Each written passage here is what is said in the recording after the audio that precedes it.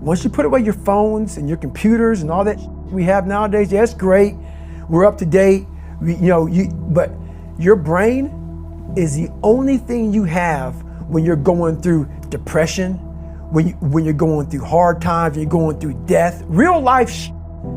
You can't Google that, man. You're alone.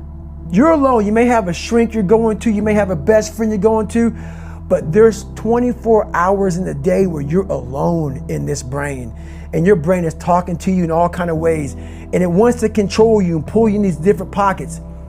If you can't control your own brain and your brain controls you, you got to tell your brain where you want to go and how you want to go and how you want to get there.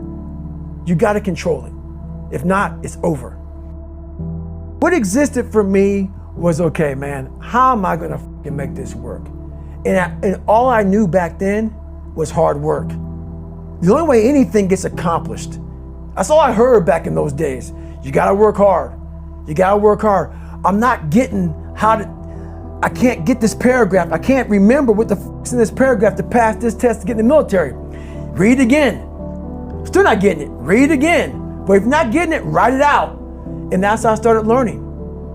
Okay, well, I got to write out everything I do. And then write it out again and write it out again. And guess what happened? I got it. I can't swim. I'm negative buoyant. Go back again. I can't swim. Go back again. Go back again. Go back again. I got it. I realized if I keep going back and going back and going back until the just becomes, your mind will say, okay, we're going to figure it out. Because he is not going to stop. It's not like I'm going to try one more time. No, it's just like alarm clock goes off, boop, we're going back. I can't read right, we're going back. I gave myself no way out, and my mind realized that. They said, okay, we're going to adapt and overcome now. Like a lot of people say, trying hard. Your mind knows, man. It knows this guy's bull me, man. This guy's lying. There's no truth behind it. When I was in Navy SEAL training, people go, how were you there for 18 months? The program was only 6 months long. You were in 3 hell weeks in 1 year. No one's ever done that. How did you do that? I talk about the new norm.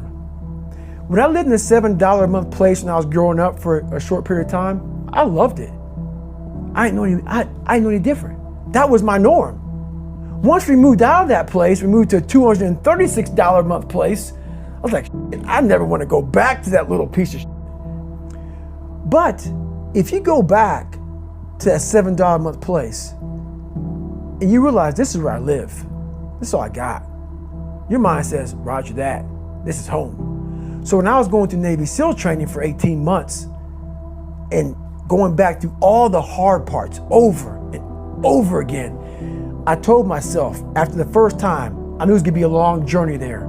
My body was breaking down. It was just how it was going on. I said, you know what? This is my new norm. So my mind said, it's like going to work. Like you go to work, you put your suit and tie on. I go into suffering every day. Every day suffering, being broken, duct taping my feet up, stress fractures, shin splints, being broken. This is my new norm. And your mind says, if we're not broken, this ain't normal. We gotta be broken. So then your mind starts to get tougher and tougher and more callous. People go, how did you run on broken feet?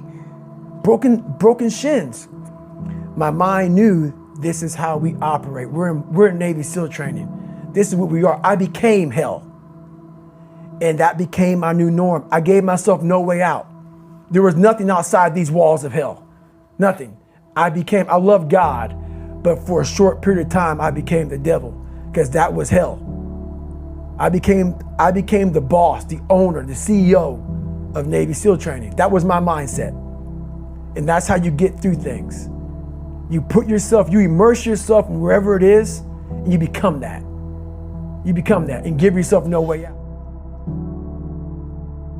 When I was 297 pounds and I was fat as hell trying to be a Navy SEAL, the scariest thing in the world to me, even to this day, was that could have been the rest of my life. I thought then I was trying hard. That's the scariest thing in the world. I thought then, 297 pound, working for Ecolab, spraying for cockroaches, making $1,000 a month. I thought that was me at my 100% potential. Come to find out, a few years later, I wasn't anywhere near that. 106 pounds less, graduated Navy SEAL training, went on to do all these other things. Looking back on that, that was me trying hard. That's why people gotta understand, what is in us, we have no idea until we start trying hard. And I mean really trying hard, where you're obsessed with, hey, this is my new norm. My new norm is that, wow, this isn't always fun. It's not always meant to be fun. And that's when you know you're trying hard. People hear my story and think this guy is sadistic. I realized how the brain works. I figured out how the brain works. I'm a scared kid, and that's what gives me so much power. I had no foundation, and I built this off of just researching the mind. The feeling you get is basically invincibility. You realize that you can't do it all the time. When you need to do it, I know I can go to a place that I can live in. And when you know that you can run on broken legs and you can do certain things that a lot of people can do, but they're not willing to do, this power, this sympathetic nervous system of fight or flight, and you're fighting, it gives you this charge of energy of when you're sitting there at 3:30, 4 o'clock in the morning and you're duct taping your feet up because they're broken, and you're doing it by yourself, and you're going through arguably one of the hardest training in the world. And these guys, most of them are healthy, and you're going through it broken, and you're already at a disadvantage, but you're still there. You can feed into that and tap into that for a lot of power. But if you look at it, well, I'm broken, man. Like, I'm not gonna make it. But if you look at it as, man, I'm broken and I'm still here, and I'm fighting, and I'm gonna find a way to get through this, because I have no other place to go. It gives you a lot of power.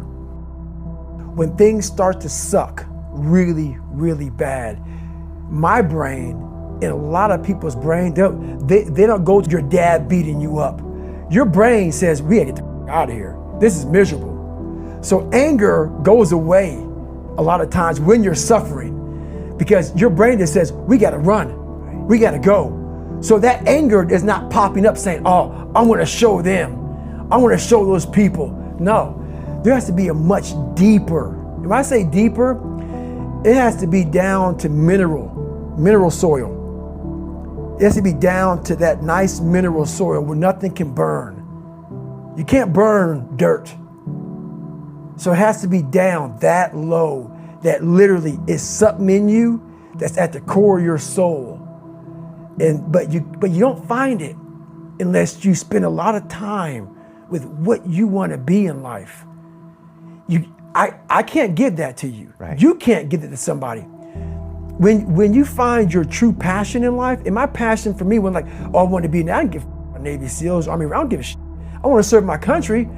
I want to be someone that I'm proud of. I want to look at myself in the mirror because I was so disappointed. That accountability mirror I talk about, I was so disappointed in what I saw every day.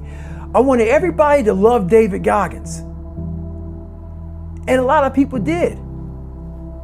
I didn't love myself. But I knew a lot of us want to find peace first. So people say, man, you always talk about this suffering and pain and I'm at peace right now because I went through that. Right? You don't find peace first. If you do, Merry Christmas. More power to you. More power to you. I found peace on the opposite end of finding myself.